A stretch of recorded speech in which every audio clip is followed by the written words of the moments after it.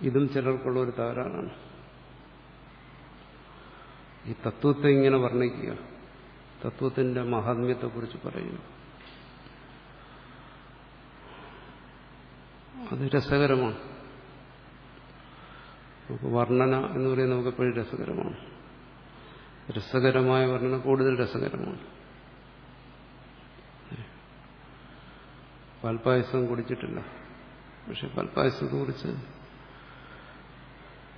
വർണ്ണിച്ചുകൊണ്ടിരുന്നു കഴിഞ്ഞാൽ കേൾക്കുന്നത് രസകരമാണ്. അപ്പൊ സമാധാനം എപ്പോഴും രസകരമായ കാര്യമാണ്. പക്ഷെ അവിടെ ചോദ്യം വരുന്നു ഇടയ്ക്ക്. അത് പാൽപ്പായസത്തിൽ കല്ല് കടിച്ചതുപോലെ.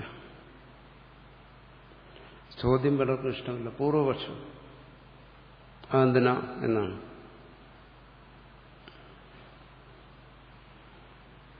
അതായത് ഒരു സിദ്ധാന്തത്തെ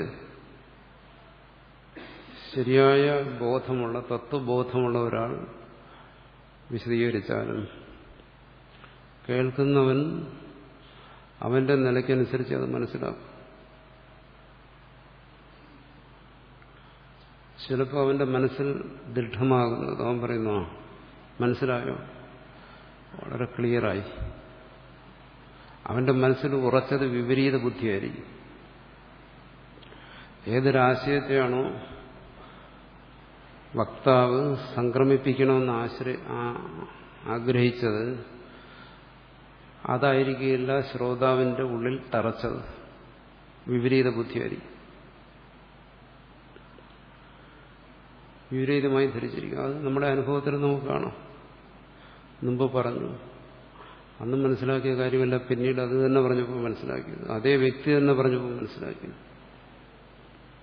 എന്നുവെച്ചാൽ മുമ്പുണ്ടായിരുന്നത് അന്ന് നമ്മൾ ധരിച്ചു അതാണ് ശരിയെന്ന്, ഇന്ന് നമ്മൾ ധരിക്കുന്നു ഇതാണ് ശരിയെന്ന്.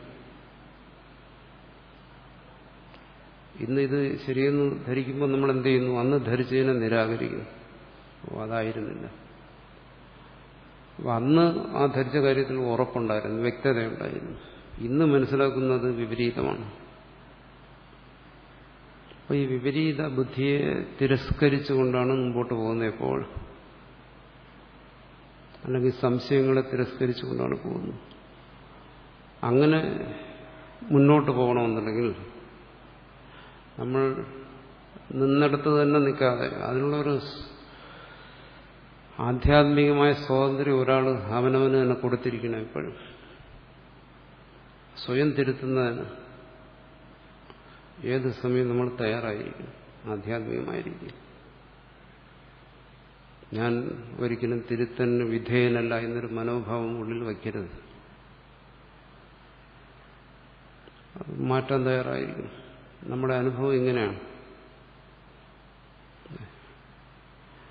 നമ്മുടെ അനുഭവം എന്താണ്? അറിവ് തെളിഞ്ഞു വരുന്നതായിട്ടാണ്. സൂര്യൻ ഉദിച്ചു വരുന്ന സമയത്ത് പ്രകാശമല്ല, നട്ടുച്ചയ്ക്ക്. അവിടെ പ്രകാശത്തിന്റെ വൃദ്ധി നമുക്ക് മനസ്സിലാക്കാം.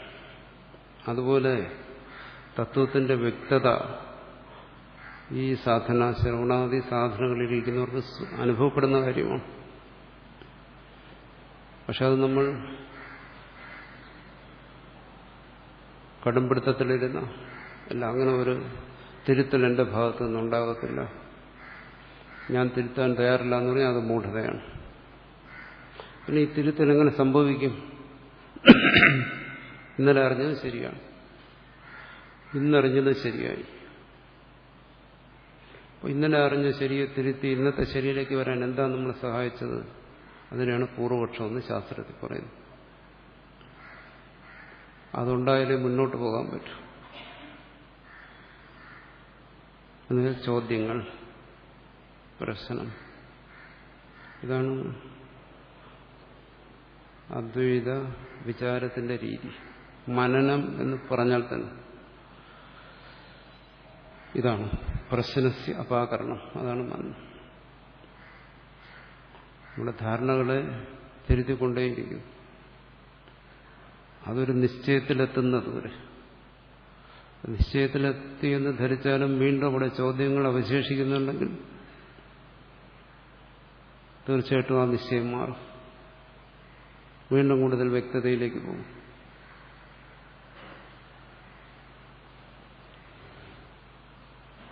അറിവിനെ സംബന്ധിച്ചിടത്തോളം അതിനൊരവസാനമില്ല.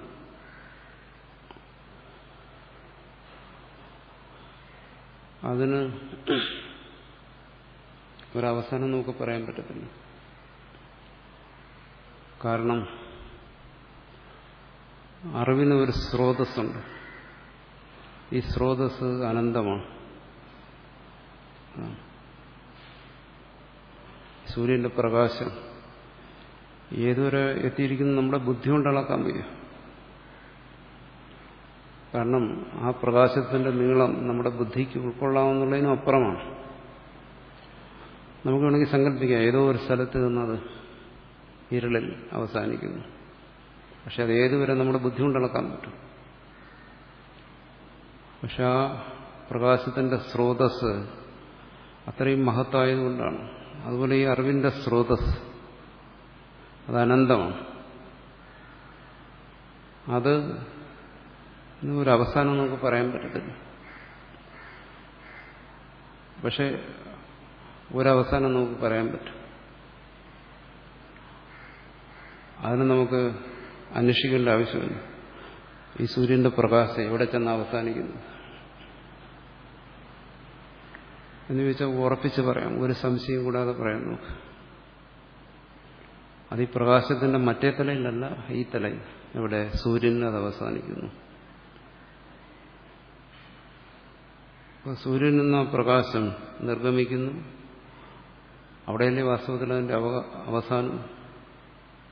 അതുപോലെ ഈ അറിവിന്റെ സ്രോതസ് അനന്തമായ അറിവിൽ നിന്ന് നിർഗമിക്കുകയാണ്.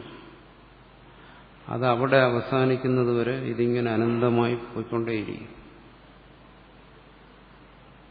അതിനൊരു അറുതി നമുക്ക് പറയാൻ സാധ്യമാണ്. അത് കൊണ്ടാണ് പറയുന്നത്, ഇത് വ്യക്തതയിൽ നിന്നും വ്യക്തതയിലേക്ക്, അവിടെ നിന്നും വ്യക്തതയിലേക്ക് അതിങ്ങനെ പോയിക്കൊണ്ടേയിരിക്കും. അതിന് ഒരവസാനമുണ്ട്. അത് വ്യക്തമെന്നോ അവ്യക്തമെന്നോ പറയാൻ വയ്യ. അതതിൻ്റെ ഉറവിടമാണ്. അതാണ് അറിവ്, നിരുപാധികമായ ജ്ഞാനം എന്നെല്ലാം പറയുന്നു. നമ്മുടെ ഈ അറിവെല്ലാം സ്വാഭാവികമായ ജ്ഞാനമാണ്. അതിന് ഈ വ്യക്തത ആവശ്യമാണ്. അതുകൊണ്ട് ഈ ചോദ്യങ്ങൾ ഇത് ചോദിച്ചുകൊണ്ടേയിരിക്കും. അപ്പോൾ അതിന് വ്യക്തത വന്നുകൊണ്ടേയിരിക്കുന്നു. ഈ മനനം തുടർന്നുകൊണ്ട് തന്നെ ഇരിക്കണം. അതുകൊണ്ട് ചോദ്യം കണ്ടാലും അസ്വാരസ്യപ്പെടേണ്ട കാര്യമില്ല, അസ്വസ്ഥരാകേണ്ട കാര്യമില്ല. അത് നമ്മുടെ ബുദ്ധി ഒന്ന് ഉണർത്തും.